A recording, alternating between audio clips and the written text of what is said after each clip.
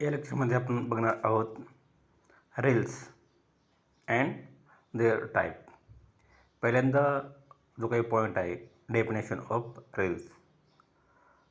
आता बघू definition of rails. The role steel section laid end to end in two parallel lines over the sleeper to form a railway track are known as rails. यामध्ये काय केलेलं आहे, जे काही तुमचे रेल्स आहेत, म्हणजे किती रेल्स आहेत, 2 रेल नंबर 1, रेल 2, आणि जे काही बॉटमला काय केलं आहे, तर जे काही स्लीपर्स आहेत ते पहिल्यांदा काय केलेलं आहे, प्लेस केलेलं आहे किंवा लेड केलेलं आहे किंवा हातरलेलं आहे तिथं. मग त्याच्यावरती काय केलेलं आहे, हे रेल्स त्या ठिकाणी वरती प्लेस केलेलं आहे. मग हे कशासाठी केलेलं आहे, तर तुम्हाला जे काही ट्रेन आहे, जे काही व्हील्स आहेत ते कॅरी करण्यासाठी हे काय केलं, रेल्स त्या ठिकाणी प्रोव्हाइड केलेलं आहे. मग ही जी काही रेल्स आहेत हे कशा पद्धतीने प्रोव्हाइड केले आहेत, एंड टू एंड. म्हणजे ही जी काही रेल्स आहेत तर ह्याच्यामध्ये जे काही स्टँडर्ड लेंथचे जे काही रेल असणार आहेत ते काय केले आहेत, नंबर ऑफ रेल्स या ठिकाणी काय केलेलं आहे, एकमेकांना कनेक्ट करून एक लॉंग लाईन रेलची फॉर्म केले आहेत. मग अशा पद्धतीनं जर त्या ठिकाणी 2 रेल्स एकमेकांना पॅरलल प्लेस केलेले असतील, त्या ठिकाणी प्रोव्हाइड केलेले असतील on the sleeper to form a railway track, त्यालाच आपण काय म्हणलेलं आहे, रेल्स म्हणले आहेत. तर याला काही वेळेस ते जे काही रोल स्टील सेक्शन्स आहेत याला काही वेळेस काय म्हणलं जातं, स्टील गर्डर देखील म्हणलं जातं. जे काही तुमचे हे दिसतात तर ह्याचं नाव काय, स्टील सेक्शन. यालाच काही वेळेस काय म्हणलं जातं, स्टील गर्डर देखील म्हणलं जातं. स्टील गर्डर देखील म्हणलं जातं. मग हे जे काही स्टील गर्डर्स आहेत ते काय केलेलं आहे, त्यांनी प्लेस केलेलं आहे एंड टू एंड.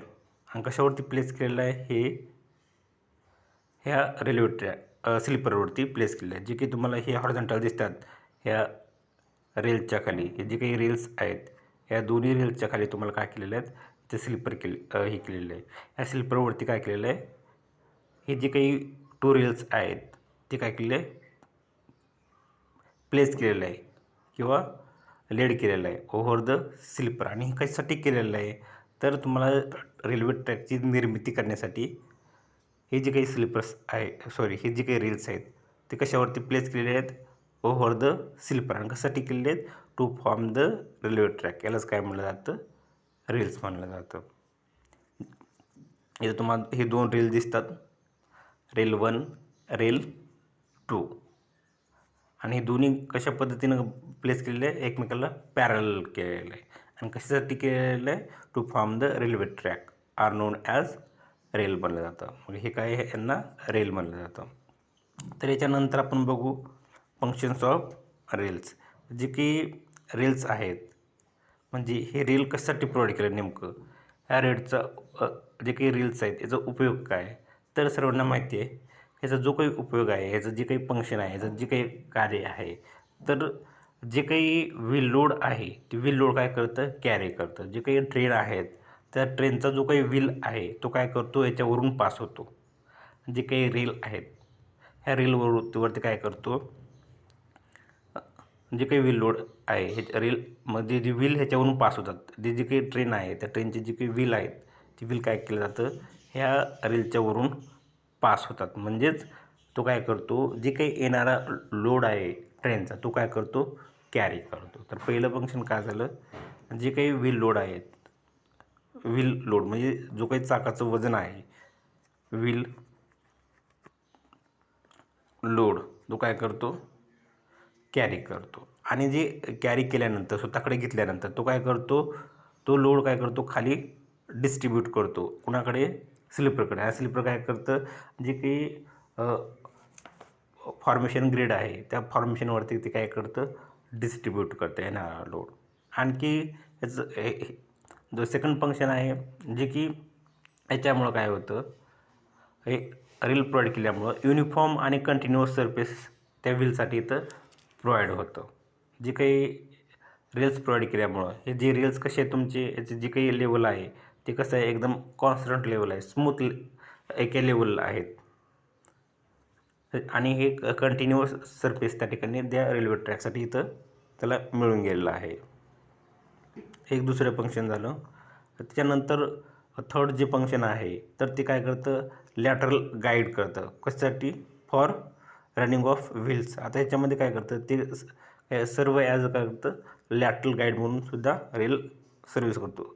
रेल्स सर्व ॲज अ लॅटरल गाईड. आता हे लॅटरल गाईड म्हणजे काय येतं, जे काही तुम्हाला माहीतच आहे, जे काही व्हील आहेत ते व्हीलचा शेप असा असतो ट्रेनच्या,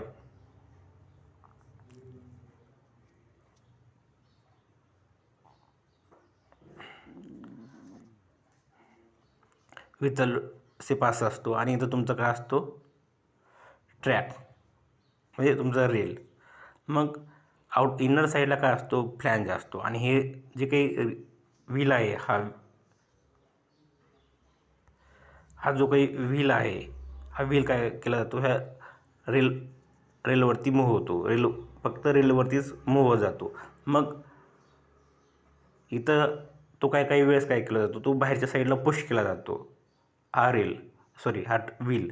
मग ते प्रिव्हेंट करण्यासाठी, बाहेर न जाऊ देण्यासाठी इथं काय केलं जातं, इथं फ्लॅंज प्रोव्हाइड केला जातो. मग ह्या फ्लॅंज काय करतो, बाहेरच्या साईडला तर व्हील चालला तर याला काय करतं, इथं ते फ्रिक्शन होतं या दोनच्यामध्ये आणि हा इथंच प्रिव्हेंट होतो. म्हणजे बाहेर जायचं त्याला रोखलं जातं. कशामुळं रोखलं जातं, हा व्हील तर इथं फ्लॅंज प्रोव्हाइड केल्यामुळं. मग ह्यालाच काय म्हटलं जातं, हे लॅटरल गाईड किंवा ट्रान्सव्हर्स गाईड देखील म्हटलं जातं. इथं त्याला ते प्रिव्हेंट केलं जातं. जे काही व्हील आउटर साईडला पुश केलं जातं किंवा बाहेरच्या साईडला जो व्हील ढकलणार होता तो काय केलं तर याच ठिकाणी तो स्टॉप होऊन जातो. कशामुळं, तर या ठिकाणी फ्लॅंज प्रोव्हाइड केलं होतं. ते फ्लॅंज काय होईल, या रेलला इथे येऊन फ्रिक्शन होईल, दोघांच्यामध्ये घर्षण होईल, त्याच्यामुळे तो तिकडं बाहेर जाणार नाही, तो त्याच ठिकाणी तिथं स्टेबल राहील. तर हे तुमचं झालं थर्ड फंक्शन. म्हणजे थर्ड फंक्शन काय होतं, द रेल्स सर्व as a lateral guide for running of wheels. तर हे झालं थर्ड. नेक्स्ट, आता जे काही डिफरंट लोड असणार, व्हर्टिकल लोड असणार आहे किंवा ब्रेक अप्लाय केल्यानंतर तो ब्रेकिंग फोर्स असणार आहे किंवा तुमचं थर्मल स्ट्रेसेस या ठिकाणी काय म्हणतात, फॉर्म म्हणतात. तर इथं जे काही स्ट्रेसेस फॉर्म म्हणतात ह्या रेल्वे ट्रॅकवरती, कशामुळे म्हणतात, एक व्हर्टिकल लोडमुळे होतील, दुसरं तुमचं येईल ब्रेक अप्लाय केल्यानंतर तो त्या ठिकाणी ब्रेकिंग स्ट्रेसेस डेव्हलप होतील. जे काही ब्रेकिंग फोर्स आहे त्या ब्रेकिंग फोर्समुळे त्या ठिकाणी स्ट्रेसेस होतील किंवा त्या ठिकाणी थर्मल स्ट्रेसेस प्रोड्यूस होतील. हे कशामुळे म्हणतात, जे काही स्ट्रेसेस त्या ठिकाणी प्रोड्यूस म्हणतात तर ते कशामुळे म्हणतात, तर तुमचं व्हर्टिकल लोड म्हणजे जो काही व्हीलचा लोड असेल किंवा आपण ब्रेक अप्लाय केल्यानंतर परत त्या ठिकाणी काय होतो, इम्पॅक्ट पडतो त्या ठिकाणी अचानक. मग तिथे त्याला म्हणलं ब्रेकिंग फोर्स आणि थर्मल स्ट्रेसेस. आता हे थर्मल स्ट्रेसेस कशामुळे होतात, तर टेम्परेचर व्हॅरिएशनमुळे होणार आहे, टेम्परेचर व्हॅरिएशनमुळं.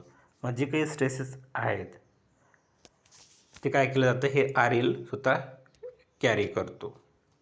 त्यानंतर फिफ्थ पॉईंट आहे, the rail transmit the heavy load of rolling stock to large area of a formation through sleeper and ballast. आता याच्यामध्ये काय म्हणलेलं आहे, जे काही हेवी लोड येणार आहे, जो काही व्हीलचा किंवा ट्रेनचा जो काही लोड येणार आहे तो काय करतो, स्वतः घेतो आणि तो काय करतो, ते जे काही फॉर्मेशन ग्रेड आहे दी बॉटमला, तो काय करतो तिकडं ट्रान्सफर करतो. कशाच्या वाटे, स्लिपर वाटे आणि ब्लास्ट वाटे. म्हणजेच सुरुवातीला जो काही लोड मी पहिल्यांदा सांगितल्याप्रमाणे ते काय होईल, तुमचं लोड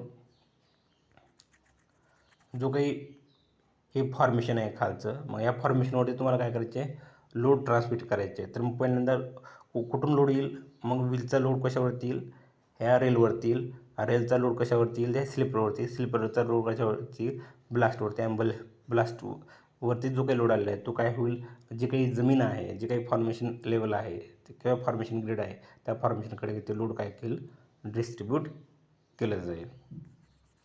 आणि पहिली लाईन जी आहे ती काय म्हणले, the rail provide level line continue surface for movement of train. आता जे काही रेल आहे ते रेल प्रोव्हाइड केल्यामुळं त्याचा जो काही सरफेस आहे, जी काही लेवल आहे ते कसं आहे, कंटिन्युअस लेवल त्या ठिकाणी प्रोड्यूस झाली आहे. इथं बघा, जे काही लेवल आहे ते कसं आहे, युनिफॉर्म लेवल प्रोव्हाइड झाले आणि तो सरफेस कसा आहे, कंटिन्युअस सरफेस आहे.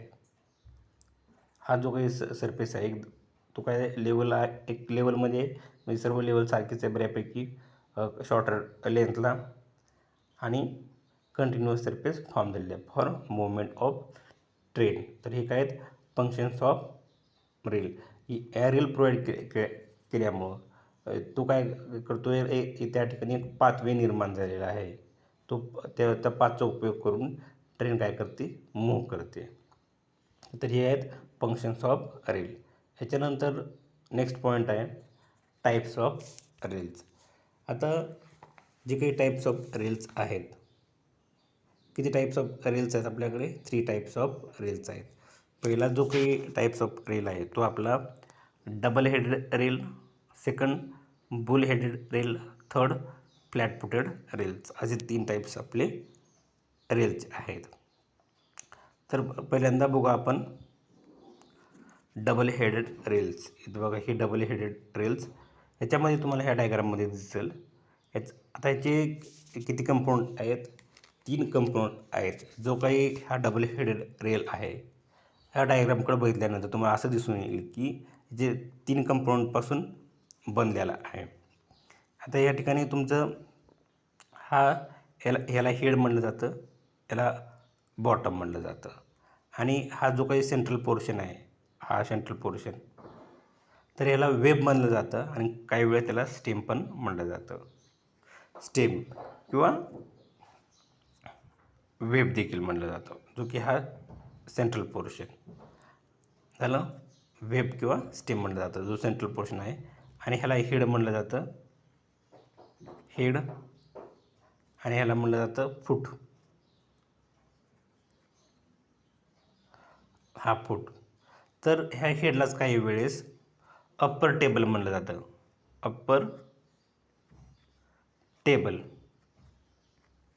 आणि जो बॉटम फूट आहे, ह्या फूटला काही वेळेस काय म्हणलं जातं, लोअर टेबल, लोअर टेबल. म्हणजेच तुम्हाला असं दिसून येईल की जे काही तुमचं डबल हेडेड रेल आहे ते कशापासून बनलेलं आहे, 3 कंपोनंटपासून बनलेलं आहे. म्हणजेच तुमचं अप्पर टेबल, वेब, आणि तुमचं लोअर टेबल, अशा 3 कंपोनंटपासून तुमचं काय बनलेलं आहे, तुमचं डबल हेडेड रेल बनलेलं आहे. म्हणजेच double headed rail consist of 3 parts. Double headed rail consist of 3 parts. First, upper table, web, lower table. हे 3 पार्ट्सपासून ते काय केलेलं आहे, बनलेलं आहे. म्हणजे ते त्याचा संबंध जो काही आहे ह्या 3 पार्टसोबत आहेत. ह्याच्यामध्ये तुम्हाला दिसून येईल जे तुमचं अप्पर टेबल आणि जे काही लोअर टेबल, म्हणजेच फूट आणि हेड जे आहे, हेड आणि फूट, ह्याचे जे काही डायमेन्शन्स आहेत सारखे आहेत. आता आपण जे डायग्राम बघू, जे काही तुमचं हेड आहे आणि फूट आहे याचे डायमेन्शन्स कसे आहेत, सारखे आहेत. म्हणजे in double headed rail both head and foot are of same dimension. हे जे काही हेड आणि फूट आहेत ते कसे आहेत तुमचे, both head and foot are of same dimension. आता जे काही तुमचं रेल डबल हेडेड रेल आहे हे तुम्हाला काय करायचं असतं, फ्लिपरवरती फिक्स करण्यासाठी याला कशाची आवश्यकता असते, चेअरची आवश्यकता असते. त्याला एखाद्या पोझिशनमध्ये होल्ड करण्यासाठी किंवा धरून ठेवण्यासाठी तुम्हाला कशाची आवश्यकता असते, चेअरची आवश्यकता असते.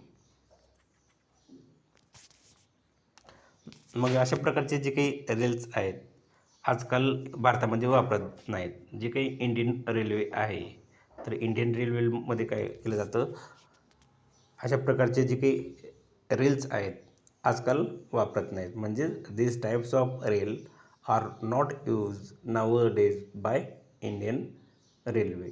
आता याच्यामध्ये तुम्हाला दिसून आलं असेल की जे काही हेड आहे, आणि फूट आहे याचे डायमेन्शन कसे आहेत, सारखे आहेत. याचं मेन उद्देश काय आहे, हे सारखी प्रोव्हाइड करण्यामागे.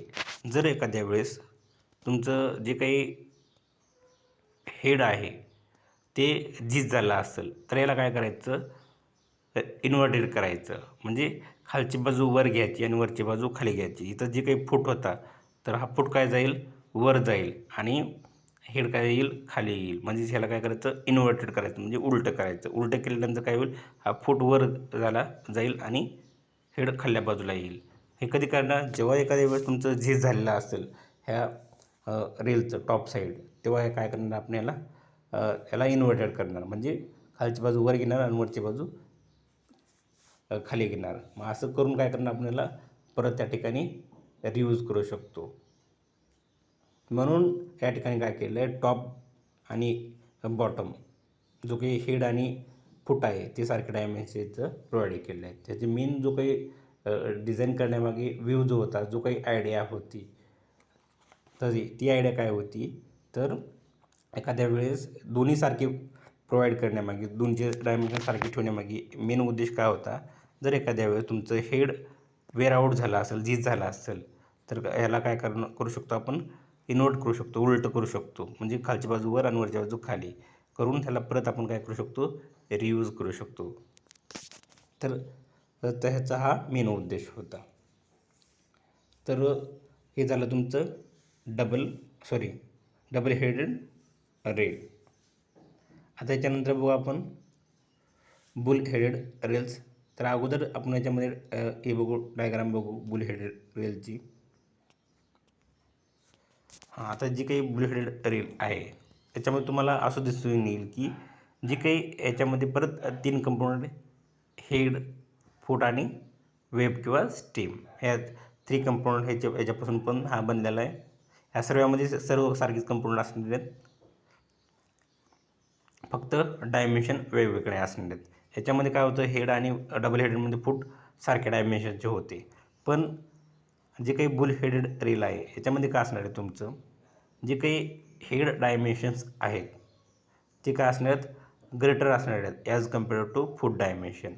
आता जे काही हेड आहे बुल हेडेडचा, तो काय, हेडची विड्थ 68.7 mm आहे आणि जे काही फूट आहे त्या फूटची विड्थ किती आहे, 65.5 mm आहे. म्हणजेच असं इथं दिसून येतं की जे काही हेड डायमेन्शन्स आहेत ते काय आहेत, ग्रेटर आहेत as compare to foot dimension. Head dimension are greater than foot dimension, किंवा असंही म्हणू शकतो, head is greater than foot in case of bull headed rail. लक्षात, 2 पद्धतीने लिहिता येईल. Head dimensions are greater as compare to foot dimension, म्हणजे जे काही हेडचे डायमेन्शन ते काय आहेत, जास्तीत जास्त कोणाच्या तुलनेत, फूटच्या तुलनेत. आणि म्हणजेच नेमकं इथं काय केलेलं आहे, जे काही हेड आहे दुसरा पॉईंट असं लिहू शकतो की आपण त्याला त्या हेडमध्ये एक्स्ट्रा मेटल ॲड केलेलं आहे. म्हणजेच जे काही हेड आहे ते थिक्कर प्रोव्हाइड केलेलं आहे. कसं प्रोव्हाइड केलेलं आहे, थिक्कर, जास्तीचं जाडीचं प्रोव्हाइड केलं आहे ॲज कम्पेअर्ड टू फूट. जे काही हेड आहे हे हेड तुम्हाला दिसून येईल की जास्तीच्या जाडीचं बनलेलं आहे आणि ह्याची जाडी कशी आहे, कमी आहे. म्हणजे इथं बघा, इथं ह्याची जी काही जाडी आहे तर इतकी मोठी याची जाडी आहे आणि ती जाडी याची कमी आहे. म्हणजेच जे काही हेड आहे जास्तीच्या जाडीचं इथं प्रोव्हाइड केलं. म्हणजेच head is provided thicker as compared to foot. फूटची जी काही जाडी आहे जाडीपेक्षा ती हेडची जाडी कशी आहे, जास्त आहे. मग हे हेडची जाडी थिकनेस का त्याने प्रोव्हाइड केलेलं आहे जास्तीची, तर मॅक्झिमम जे काही इम्पॅक्ट येतो किंवा ते कशावरती येतो, हेडवरती. मग हेड काय होतो, तिथं लगेच झिजायला चालू करतो. म्हणून त्या ठिकाणी हेडची जाडी काय ठेवलेली आहे, तिथं थिकनेस जास्तीची ठेवलेली आहे. तर हे याचं काय होतं, मेन उद्देश होता, जो की जे की मॅक्झिमम थिकनेस प्रोव्हाइड करण्यामागे ॲट टॉप. तर इथं डायमेन्शनमध्ये हे दिलेलं असेल तुम्हाला. आणि परत ही जी काही रेल आहे, हा रेल तुमच्या स्लीपरवरती फिक्सअप करण्यासाठी. याला पण काय तुम्हाला द चेअर रिक्वायर्ड आहे. Chair required for fixing the rail to sleeper. तुम्हाला काय करावं लागेल त्या ठिकाणी फिक्स करावं लागेल ना. ही जी काही रेल आहे ती रेल फिक्स करायला लावावं लागेल. म्हणजे इथं तुम्हाला ह्याची डबल हेडेडची रेल इमेज ही आहे किंवा डायग्राम.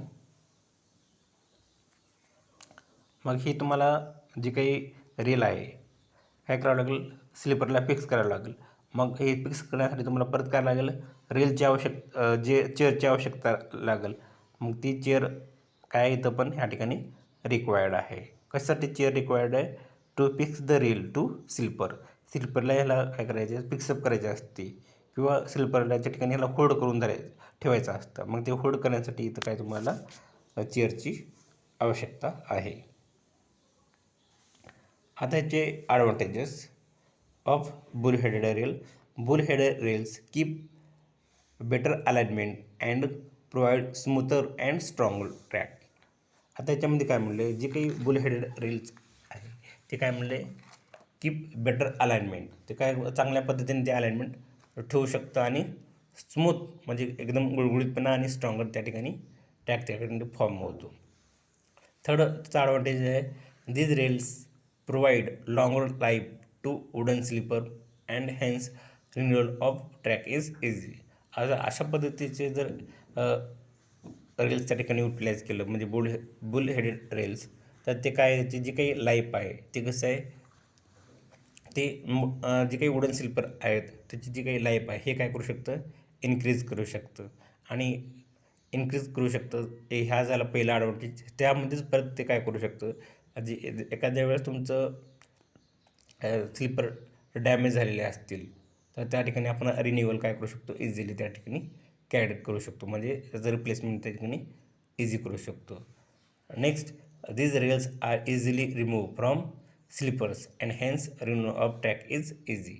आता काही वेळेस तुमचं जर त्या ठिकाणी जे काही रेल्स आहेत ते तुमचं वेअर आऊट झाले, झीज झाले असेल तर त्याला आपण काय करू शकतो, सहजरित्या या केसमध्ये त्याच्या प्लेसमधून काढून नवीन त्या ठिकाणी काय करू शकतो, बसू शकतो स्लीपरवरती. म्हणून त्या ठिकाणी काय आहे तिथं, renewal of track is easy. त्याला काय म्हटलं जातं, जे काही रिन्युअल ऑफ ट्रॅक करायचं असेल म्हणजे ट्रॅकची परत नवनिर्मिती करायचं असेल किंवा मेंटेनन्स करायचं असेल त्या ठिकाणी हे सोपं आहे.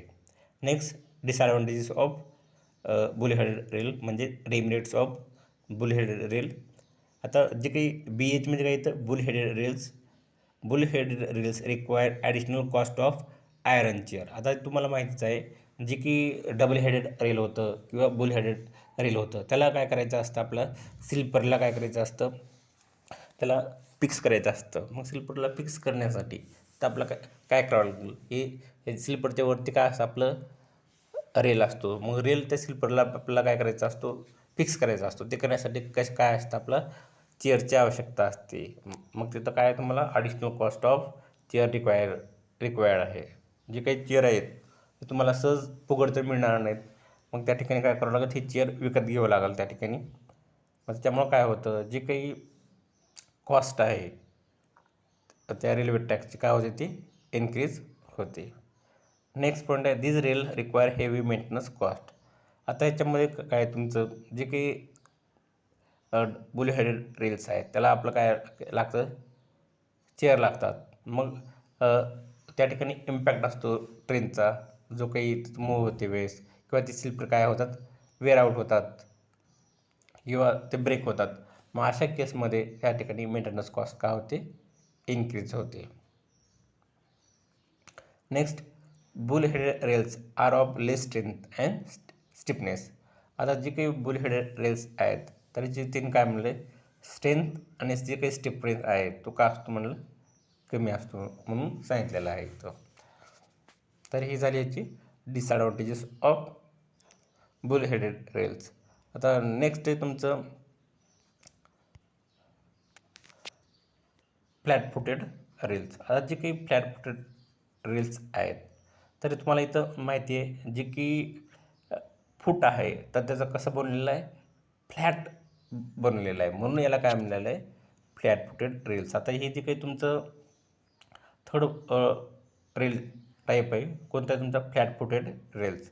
तर याच्यामध्ये जे काही तुमचं हे आहे फूट आहे तो फूट कशा पद्धतीने बनवलेला आहे, फ्लॅट बनवलेला आहे, म्हणून त्याला काय म्हणलेलं आहे, फ्लॅट फुटेड रेल्स. आता इथं डेफिनेशनमध्ये बघा, the rail section having their foot roll to flat are called as flat footed rails. याच्यामध्ये जो काही रेल आहे त्याच्यामध्ये त्याचं जे काही फूट आहे ते कसं आहे, टू फ्लॅट, म्हणून त्याला काय म्हणलेलं आहे, फ्लॅट फुटेड रेल बनलेलं आहे.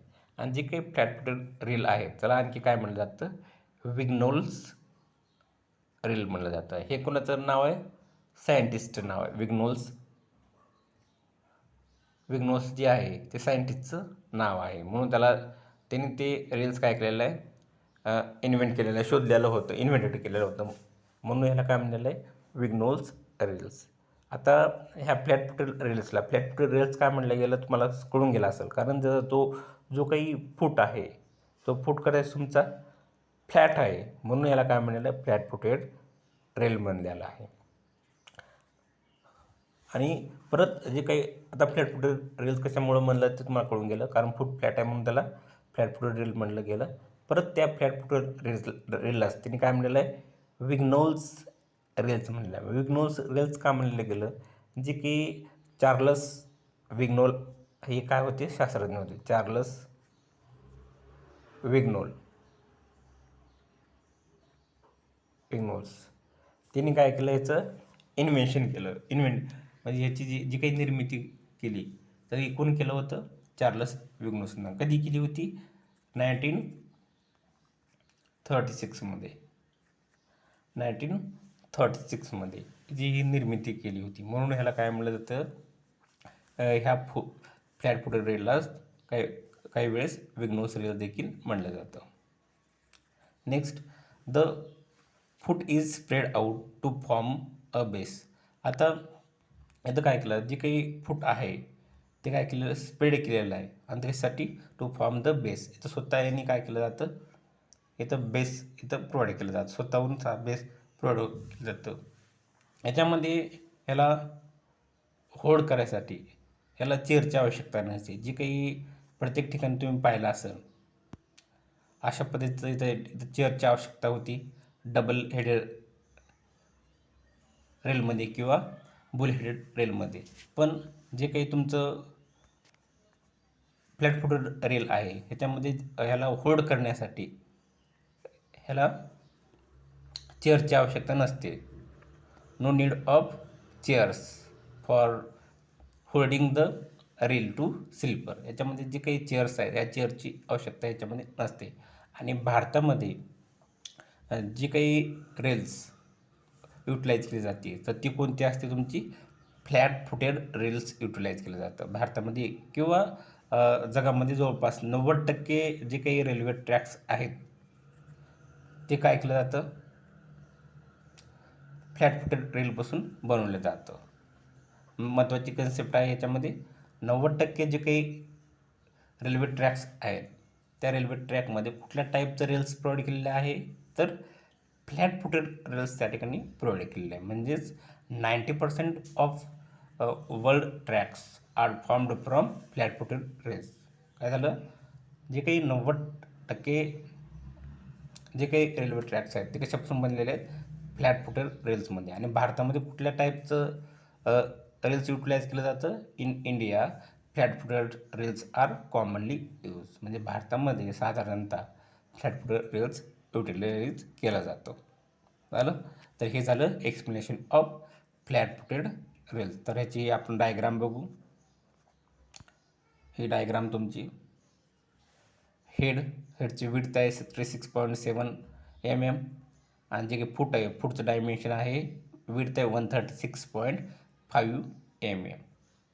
तर हे झाले याचे डायमेन्शन्स. आणि कंपोनंट हेड, फूट, स्टेम यालाच कधी कधी वेब देखील म्हणलं जातं, किंवा हेडलाच अप्पर टेबल आणि फूटला लोअर टेबल, हे काय त्याचे कंपोनंट्स. आता याचे आपण काय बघू, ॲडव्हान्टेजेस आणि डिसॲडव्हान्टेजेस. जे काही ॲडव्हान्टेजेस आहेत त्याला काय म्हटलं जातं, मेरिट्स, आणि जे काही डिसॲडव्हान्टेजेस आहेत त्याला काय म्हटलं जातं, डिमेरिट म्हटलं जातं. आता आपण बघू मेरिट्स म्हणजेच ॲडव्हान्टेजेस. आता merits, flat footed rails have more strength and stiffness. आता जे काही फ्लॅट फुटेड रेल्स आहे त्याला काय असते, जास्तीची स्ट्रेंथ असते. कारण तुम्हाला माहिती आहे जो काही बेस आहे तो बेस कसा आहे, याचा वायडर आहे आणि फ्लॅट आहे. याच्यावर किती जरी स्ट्रेंथ अप्लाय केलं किंवा लोड अप्लाय केलं तर ते काय करतं, त्याच्यावरचा जो येणारा लोड आहे तो काय करतं, इक्वली डिस्ट्रीब्यूट करतं ओव्हर द लार्जर एरिया. म्हणून याला काय म्हणलेलं आहे, जी काही फ्लॅट रेल्स आहेत त्याला कसं असते, मोर स्ट्रेंथ आणि स्टिफनेस असते. आणि याच्यासाठी तुम्हाला कुठल्याही प्रकारची चेअर रिक्वायर्ड नसते. म्हणजेच these rails require less number of fastening. जे काही पिक्चर आणि पासनिंग म्हणतो आपण, याला जे काही ॲक्सेसरीज लागते फिक्सिंगसाठी ते ह्याच्यामध्ये खूप कमी प्रमाणात इथं लागते. Next, the maintenance cost of railway track form with flat footed rails is less. आता याचं जे काही बॉटम पोर्शन आहे किंवा फूट आहे ते कसं आहे, ऑलरेडी फ्लॅट आहे. त्याच्यामुळं फ्लॅट असल्यामुळं त्याचा जो काही लोड स्लिप प्रवृत्ती जाणार आहे तो कसं जाणार आहे, ओव्हर लार्जर एरियावर तो काय होणार आहे, स्प्रेड होणार आहे. त्यामुळं याची जी काही मेंटेनन्स कॉस्ट आहे इथं कमी येणार आहे. म्हणजे लार्जर एरियामध्ये डिस्ट्रीब्यूट झाल्यामुळं लोड, ते जे काही स्लिपर्स आहेत ती लवकर वेअर आउट होणार नाहीत किंवा ब्रेकआउट होणार नाहीत. त्याच्यामुळे याची मेंटेनन्स कॉस्ट काय होते, रिड्यूस होते. म्हणजेच maintenance cost of the railway track form with flat rails is less. Next point, demerit, the fitting get loose more frequently. आता त्याच्यावरती ड्रॉबॅक जो काय आहे, डिसॲडव्हान्टेज ते आहे, जे काही फिटिंग्स आहेत जे की जेवढे आपण युटिलाइज केलेले आहेत ते काय होतात, लवकर काय होतात, लूज होतात. ह्याचं एक हे डिसॲडव्हान्टेज आहे. नेक्स्ट डिसॲडव्हान्टेज आहे म्हणजे demerit, these rails are not easily remove and hence renewal of the track become difficult. आता आपण याच्यामध्ये एकदा बसवलं तर ते एकदा बसवल्यानंतर ते एकदम फिट बसतं त्या ठिकाणी, आणि एखाद्या वेळेस ते खराब झालं तर ते फिट बसल्यामुळं किंवा प्रॉपर बसल्यामुळं त्याला त्याच्या पोझिशनमधून त्याच्या प्लेसपासून त्याला रिमूव्ह करणं त्या ठिकाणी काय असतं, अवघड असतं. परत ते रिमूव्ह करणं किंवा त्याला रिन्यूअल करणं त्या ठिकाणी काय आहे, या ठिकाणी एकदम कॉम्प्लिकेटेड बनून जातं. म्हणजेच इथं डिफिकल्ट म्हणजे the rails are not easily remove. त्या जागेवरून आपण त्याला सहजरित्या काढू शकत नाही. तसंच त्याला जे काही रिन्यूअल करायचं असेल ते पण इथं कठीण बनतं. Next, it is difficult to manufacture the points and crossing using this rail. आता तुम्हाला काय करायचं असतं, जे काही रेलवरती डिफरंट प्रकारचे क्रॉसिंग असतात, मग जे काही पॉईंट्स अँड क्रॉसिंग जो काही आहे, जे की वन ट्रॅक तुम्हाला वन ट्रेन दुसऱ्या ट्रॅकवर तुम्हाला डायव्हर्ट करायचे असतात. मग अशा ठिकाणचं जे काही लोकेशन असतं ते असं तुमचं पॉईंट्स आणि क्रॉसिंग असतं. मग अशा पॉईंटची निर्मिती करण्यासाठी म्हणजे जे काही तुमचं एक ट्रेन आहे एका ट्रॅकवरती ते दुसऱ्या ट्रॅकवरती तुम्हाला काय करायचं असतं, मूव्ह करायचं असतं. मग अशा केसमध्ये जर अशा प्रकारची जर फ्लॅट रेल्स त्या ठिकाणी युटिलाइज केलं तर त्याची जी काही निर्मिती करणं त्या ठिकाणी काय असतं, डिफिकल्ट बनतं, म्हणजे कठीण बनतं. तर ही काय त्याची disadvantages of flat footed rails. तर पुढच्या लेक्चरमध्ये आपण पुढचा पॉईंट बघू.